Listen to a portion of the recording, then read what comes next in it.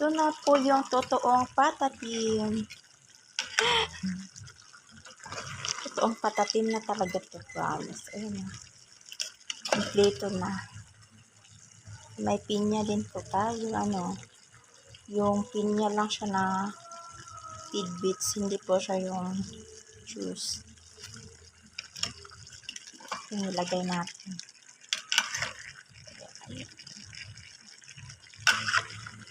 Hindi ko lang naipakita sa inyo pag-process ng pagluto.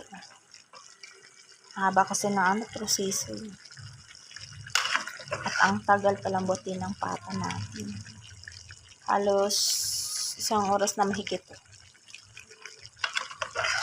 Kasi gusto natin lalambutin.